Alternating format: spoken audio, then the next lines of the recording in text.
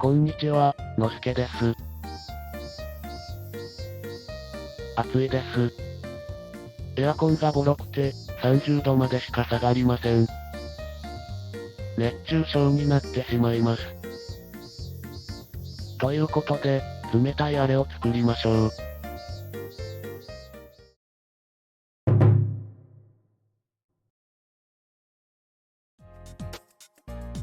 まず、温度計を作ります。今回はサーミスタを使用します。回路はこんな感じで、Python のプログラムはこんな感じです。動作確認。部屋の温度は30度です。動作確認をしたら、プリント基板に回路を作ります。プリント基板の表面に切り込みを入れて、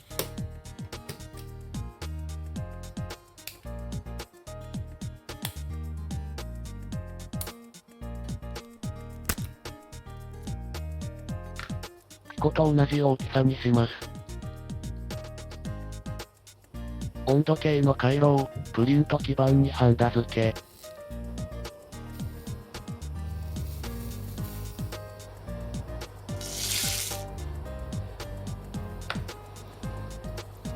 フラックスを落として、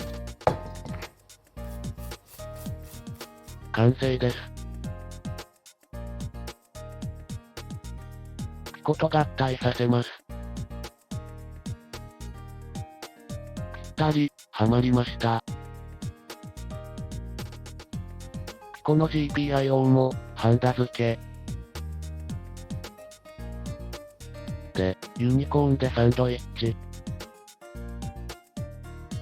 ちょっと隙間がありますが、無問題です。動作確認をします。今回は、アンカーの充電器でも動作するように、Python のプログラムをピコに書き込んであります。A ボタンを押すと、ラズベリーが表示されます。B ボタンが温度計です。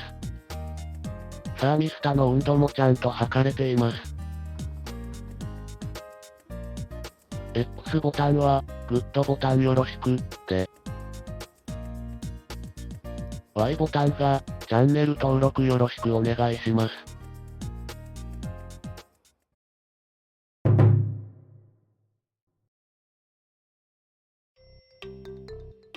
これを買いました。レジン工作用の、シリコンの型枠です。これにピコを入れると、ちょっと大きい。型取りくんの板を使って、型を改造します。適当な大きさに切って、はめるだけ。ちょうど良い大きさになりました。次に、USB ケーブルの通り道を作ります。カッターで切り込みを入れて、ポンチで穴開け。こんな感じで、できました。ぴったりです。ユニコーンのボタン周りを、小西ボンドで棒レジン処理。ボタンとサーミスタにはシリコンのカバーをつけています。ボンドが乾いたら、透明になりました。ピコをシリコンの型に入れて、USB の通り道もボンドで塞ぎます。ボンドが乾いたら準備完了。レジンは月の雫というやつを使いました。空気が抜けるように、型を斜めにセットして、レジンをゆっくり注入します。空気が抜けるまで、しばらく待ってから、型を水平にして、USB コネクタまでレジンを注入します。UV-LED を照射。1面あたり3分、UV-LED を照射します。側面に照射。何？大きい記号が入っちゃった。照射。照射。照射。照射。ちょっと失敗、空気が抜けきれていなかったようです。諦めて、先に進みます。ピコを肩から抜きます。片鳥くんのところに針ができました。気泡は目立ちますね、残念。画面ではわかりにくいですが、レジンの収縮により、中央がくぼんでいます。ユニコーンのボタンのカバーを外して、動作確認。問題なさそうです。表面の凹凸が気になったので、2000番の耐水ペーパーでヤスリがけ。コンパウンドで仕上げました。仕上がりはこんな感じです。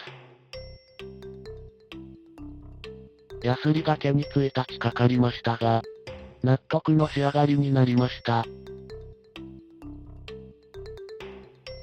USB コネクタの不細工なところをカットして、瞬間接着剤でシールします。サーミスタの周りもシーリング。ユニコーンのボタンは、シリコンシーラントで接着しました。完成品がこちら。これはもう、いつナンパされてもおかしくないですね。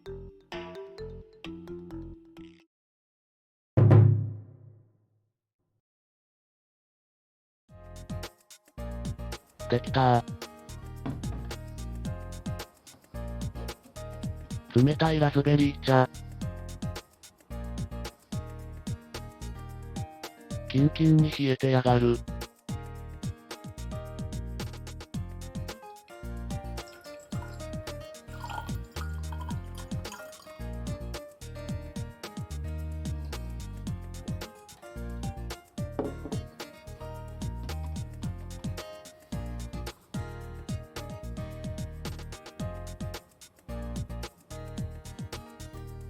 アルプスの天然